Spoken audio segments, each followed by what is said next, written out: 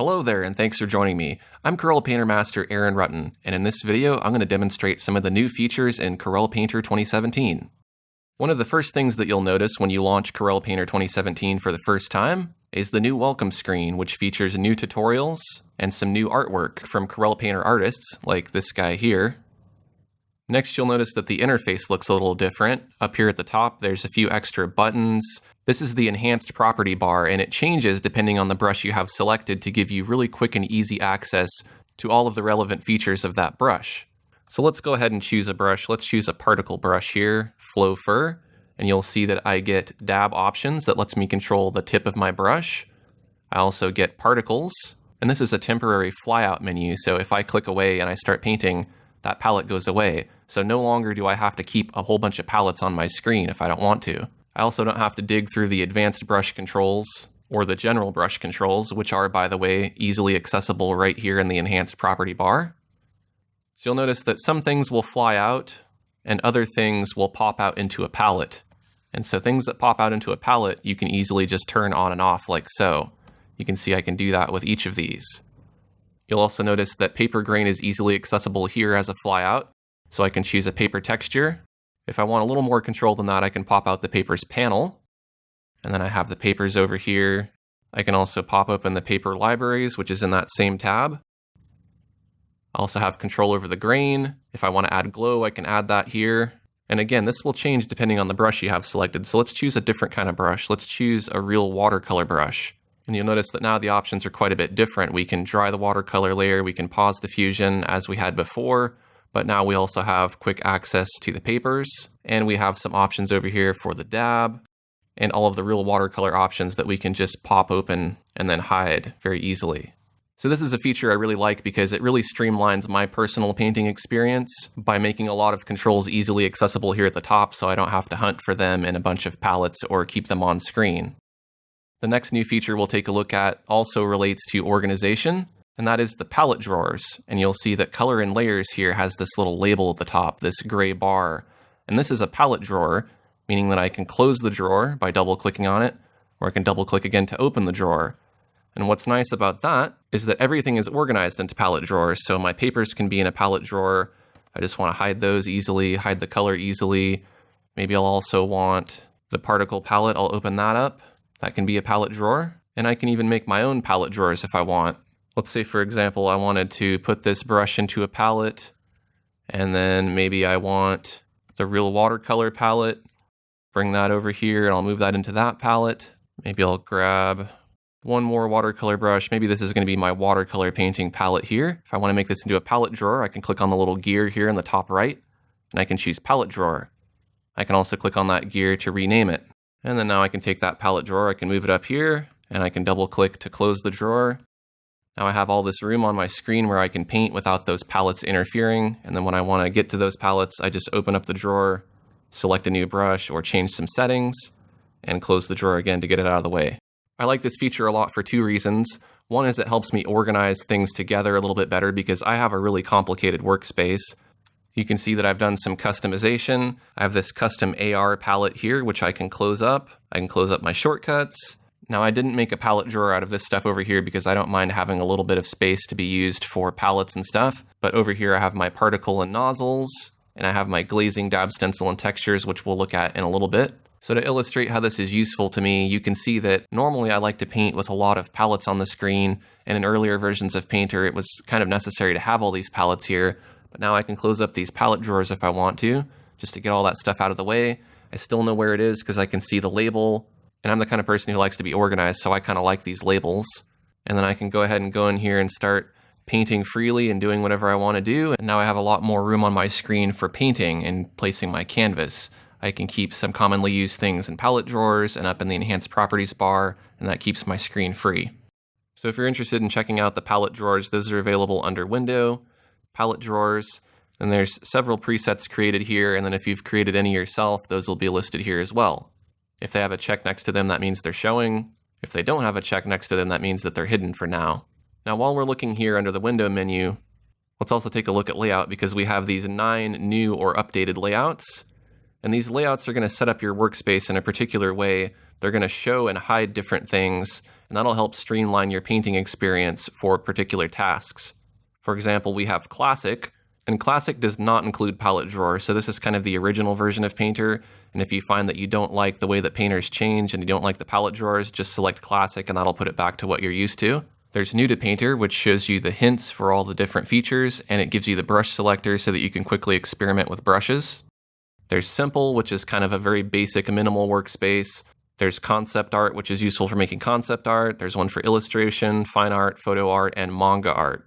So you can feel free to experiment with these different layouts. You can also customize each of these to personalize them a bit. Just make sure that if you customize anything, go to Save Layout to save your changes. Otherwise, if you customize the Simple workspace or any of these other ones, and then you made some changes and you click back on Simple again, it'll reset it to that Simple default. So make sure you save your layouts if you change them. You can also do what I do and just save your workspace, which is a lot easier because saving your workspace will save everything. You can do that by going to Export Workspace. It might also be useful to set this up for quick switch, and you can actually have two different layouts that you can quickly toggle between. So let's say maybe I have a simple version and then the default version, and I want to quickly switch between those. You can do that here from the menu, or you can actually link that to a keyboard shortcut key.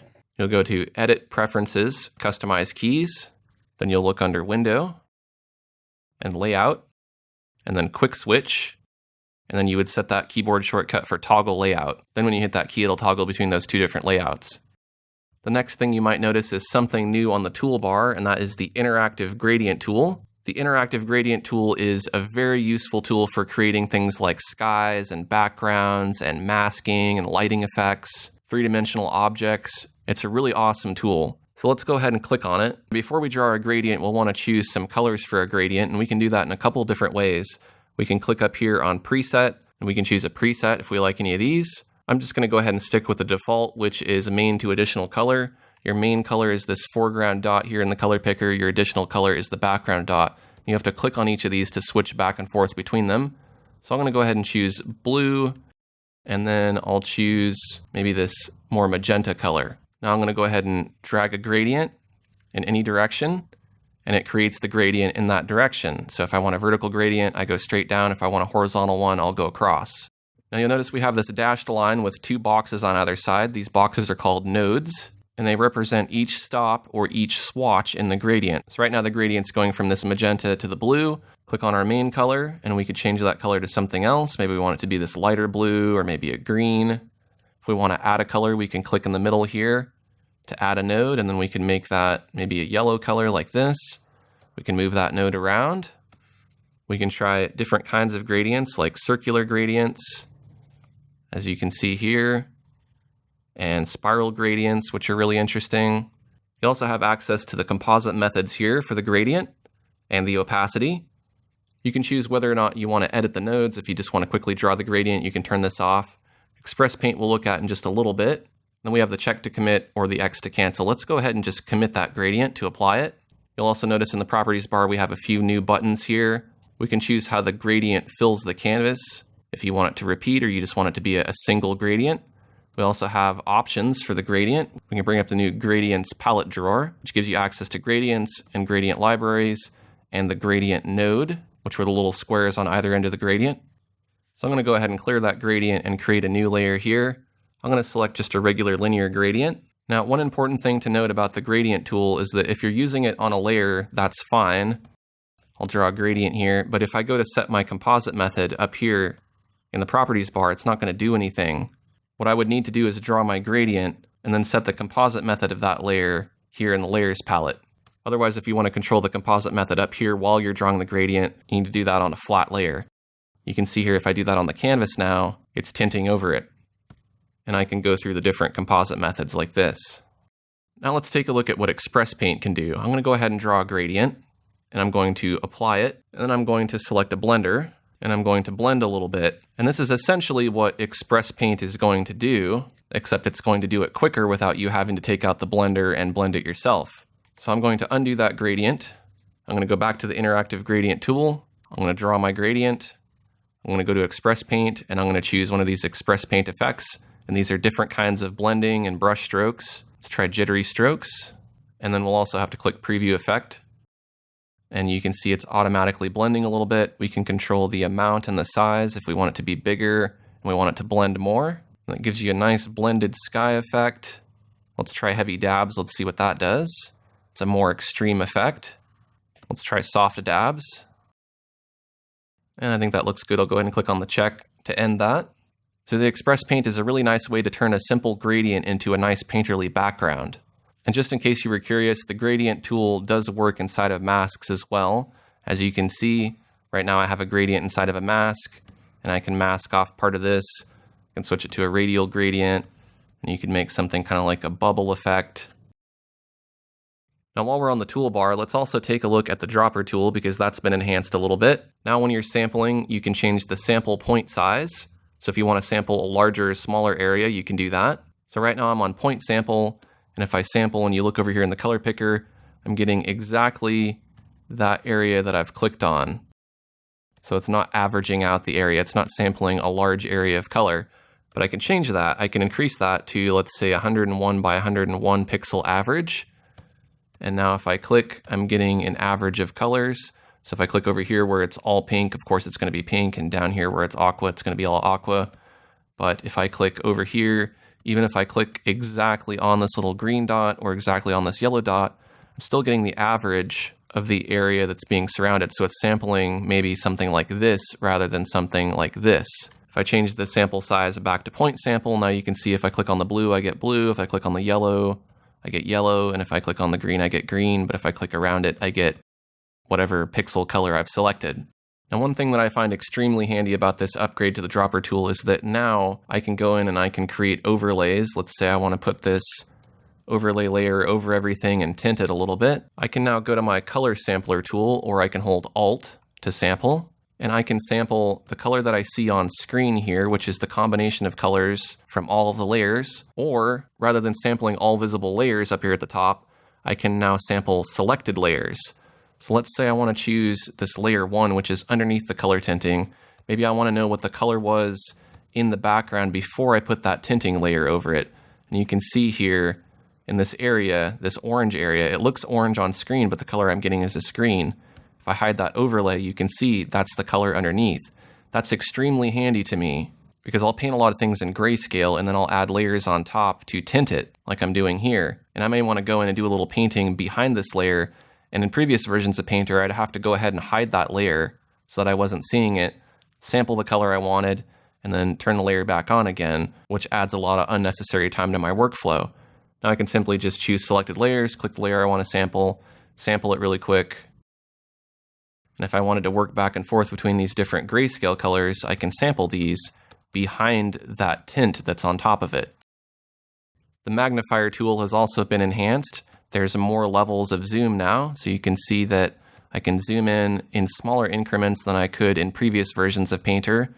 Another new change that I like involves layers. I use a lot of layers, and so I'll do things like add a highlight to the nose layer, and maybe add a nostril on a separate layer just so I have a little more control over my layers. But in earlier versions of Painter, when you merge layers together, you end up with the name of the topmost layer, and that's usually not what I want because in the hierarchy, the bottommost layer, a lot of the time, is a dominant name in the object. So nostril and highlight are an accessory to the nose, but the nose is kind of the main layer here. So what's nice now is that I can hit Control E with a layer selected, and that selected layer will merge down with the layer beneath it, and it will keep the name of the bottommost layer. So if I merge these layers down really quickly, I've just merged all of my nose layers together into a single layer, and I ended up with a layer name that I wanted rather than having to go in and change it back because it got replaced with something else.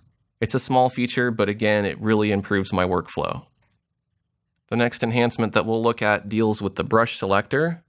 This is the brush selector here, and you'll notice that it looks a little bit different, but let's take a look at something else here. Let's go to Window, and we can now open Brush Selector Panel, and this brush selector can now be undocked. In previous versions of Painter, it was fixed here, and it would disappear after you clicked away. Now you can open it, you can resize it, you can customize it in a few different ways. You have very quick access to all of your libraries. The libraries contain legacy brushes, so if there's older brushes that you were looking for in 2016 or 2015, that's where they're hiding. You can also see all of your most recently used brushes here, which is very handy. And of course, you have access to all of your categories and all of the variants within the categories. So now it makes it really easy to go in here, experiment. You can try the dry palette knife, or the oily bristle, or the real oil short. If you've used any previous version of Painter, you know exactly what it's like to pick your brush and then have to click back up here again, pick another brush, click back up here, pick another brush. It's very time consuming. Now you can just get to all these brushes and experiment really quickly just to see what all the different brushes do. Up here in the top right subdialog, you have access to all of the brush commands. You can also choose the way the categories are displayed as well as the variants. And that can be really handy for a lot of people who are having trouble managing brushes before. And if you wanted to, you can incorporate this brush selector into a palette drawer just by clicking on the gear, or you can drag it into a pre-existing palette drawer if you like by dragging it from the tab here. And then I could put it in any one of these panels here. So now let's get down to the meaty part of this video and let's take a look at the new brush technology. There are a few new categories: Dab Stencils, Glazing, and then Texture Cover and Texture Source Blending. And these are three basic categories of brushes called Glazing, Dab Stencils, and Texture. Let's go ahead and start with Glazing. I'm going to choose a brush called Flat, and I'm going to choose Blue. And glazing is a term used in traditional painting, and it describes a method of painting where a painter will use something to thin out their paint so that you can see through it partially, or they'll use a translucent or semi-opaque paint to paint over something and give it a little bit of a tint. So I can do that here. As you can see, I'm lightly glazing, and as I paint, the glaze builds up heavier and heavier. I can control that glaze with my pen pressure as well. If I press down lightly, I get a very thin glaze. If I press down firmly, I get a very thick glaze, and I can vary that back and forth very easily. If I pick another color, I can glaze over that glaze with another color and kind of blend these colors together, but it gives you a much more natural color blending. In previous versions of Painter, you had control over your opacity, but it ended up overlapping on itself and it didn't look natural like it does here. If you've used Photoshop or some other digital art applications, you may have noticed that this feature is pretty common in those applications. So if you're looking to move from Photoshop to Painter, you'll feel right at home with these glazing brushes. Let's take a look at some of the other glazing brushes. You can connect the glazing technology to the particle brushes if you like. You can connect it to real bristle and all kinds of other technologies. Let's see how easily I can tint over everything and then just build up those tints gradually. Now there's more to glazing than just this. We can also look in the glazing panel, which we have accessible here. We can pop that open, and we have control over the merge modes while we paint. This is very similar to stroke attributes, but it works a lot better. Right now the merge mode is set to gel, and so it's kind of blending with the layer in a certain way while I paint. Maybe I want to glaze with something and make it lighter. Now all of a sudden I have this glazing brush that builds up lighter and lighter each time I paint. I'll change to a lighter color, and you can see it's building up kind of like a glow brush would. If I paint over here in the darker area, it builds up as I add more and more paint. If I set the merge mode to multiply, and I paint with that same color, now it's tinting it darker and darker. We could even try difference. Difference is going to invert the colors. So now you can see anywhere I paint, it's inverting the colors back and forth. We could try color, and if I just want to tint everything one single color, I can gradually tint it by painting over it more and more. So in a practical sense, you could select normal. You could select a green color like this, and maybe you would want to paint a quick tree. And without changing your color, just change your merge mode first to multiply. Haven't changed my color at all, yet my color is darker because I'm glazing with a multiply merge mode. So each time I paint, I'm getting a darker and darker shadow, which helps my tree look more three-dimensional. Still not going to change my color, just going to change the merge mode, and I'm going to change it to screen this time. And you can see that it's adding the highlight to my tree as I'm painting over it more and more. So really quickly, I can get this nice three-dimensional paint without having to go in and change my color. So it gives you a lot more control over your glazing. If you open your general brush controls, you can access glazing as a stroke type. So if you want to experiment with adding glazing to any of your pre-existing brushes, you can do that here. I really like these glazing brushes a lot. They feel very smooth, and they feel a lot like how it feels when you're painting with something like acrylics in the way that they kind of blend and turn into opacity here. Let's take a look at the next brush technology, and those are the Dab Stencil brushes. Now it's important to note that Dab Stencil's glazing and texture can all be combined in different ways. So you can have a Dab Stencil glazing brush that also creates texture. Let's go ahead and scroll up here to the top. Let's choose Flow Map Chalk for our first brush.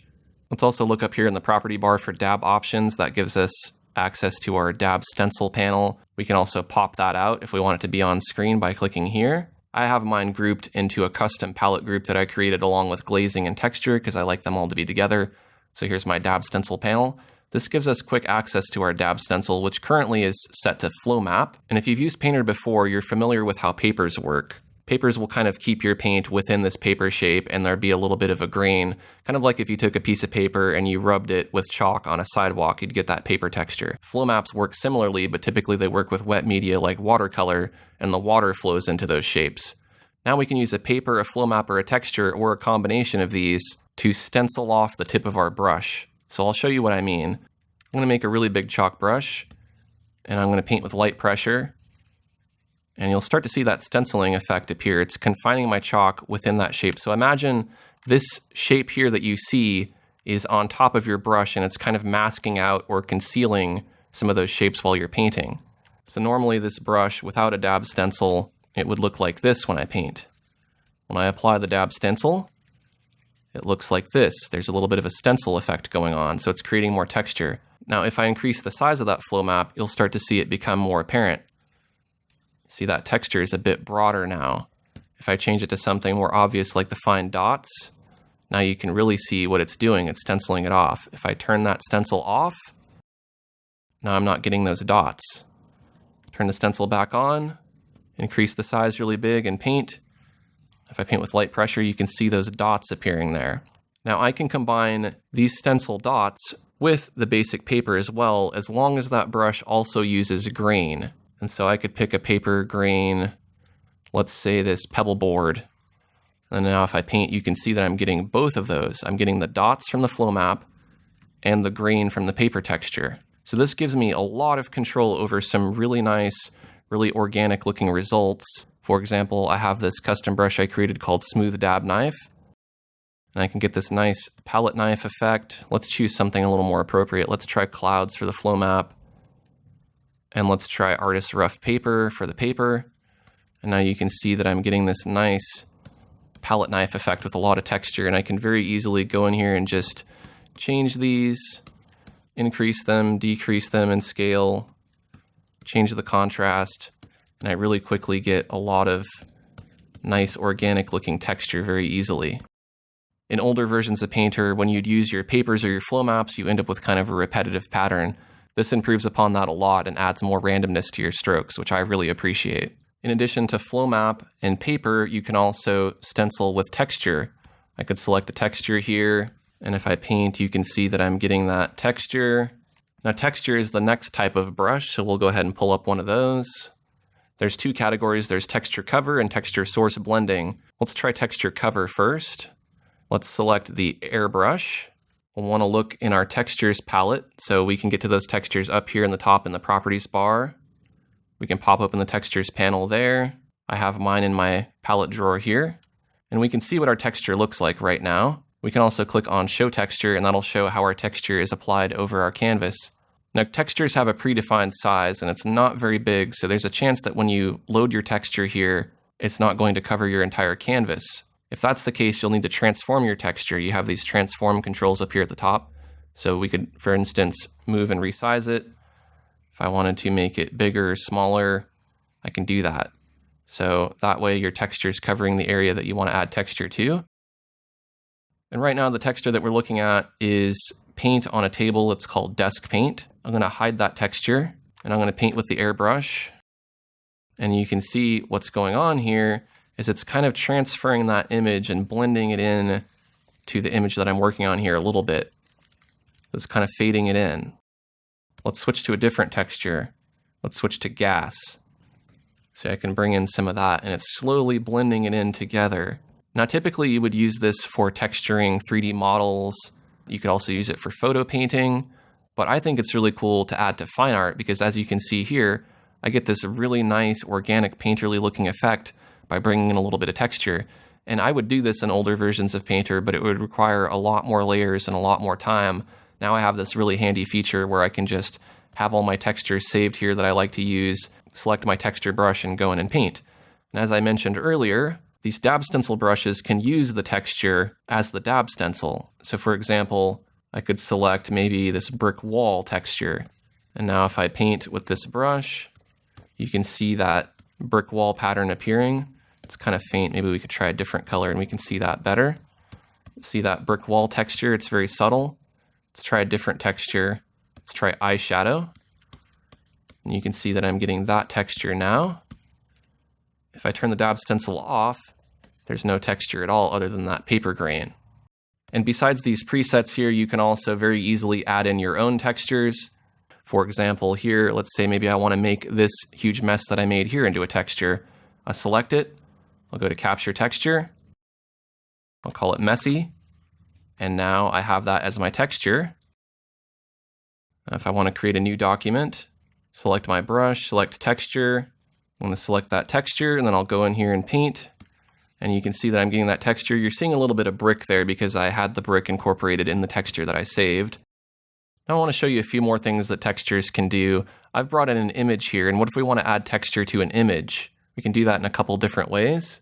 I'm going to select the texture cover brush, and as we looked at with the airbrush earlier, we can add the texture over the top of it like so, which kind of covers it up. But what if we don't want to cover it up? What if we just want to blend the texture into the image as if it were projecting onto it? What we can do is we can choose the other category, which is texture source blending. Let's choose soft. Now you can see when we paint, it's preserving most of the original colors from the original image, but it's adding in that texture. And the more I paint over it, the more it adds. Let's try one of the other textures. Let's try high tech and let's see what that does. You can see that it's keeping the original image, but adding a little bit of texture over it. And I can paint in lightly, just to add a little bit. In other areas, I can paint in darker and add in more. We can try some of these other brushes. We can try the stencils with the flow maps. So then we're getting kind of a more rocky texture and it's not so perfect. We can also add color while we're painting. Let's try Stencil Flow Map Color Control. And now the color we have selected will get incorporated with that texture. So now I'm painting both the texture and the color that I selected, and I'm getting that stencil flow map effect. You can see that I can add a little bit of blue and make it blue here and there. So on their own, glazing, dab stencil, and textures are very powerful technologies, but the fact that you can combine them really makes Corel Painter 2017 an awesome program to work with. And as an artist who tries very hard to make his digital work look traditional, this new brush technology makes random and organic looking effects a breeze. Now before we go, I just want to mention that I really quickly breezed over the glazing, dab stencil, and texture brushes, but there's a lot more that they can do. By hovering over each of these bars here, it'll pop up a little note that'll tell you what each of these effects do. So I recommend you experiment with all of these new features because you can create some really awesome brushes. So there you go, that's an overview of some of the new features in Corel Painter 2017. If you found this information helpful, take a quick second to like this video. And if you're new to my channel, I'd love to have you subscribe. I have hundreds of free Corel Painter tutorials like this. Thanks for watching, and I'll see you next time.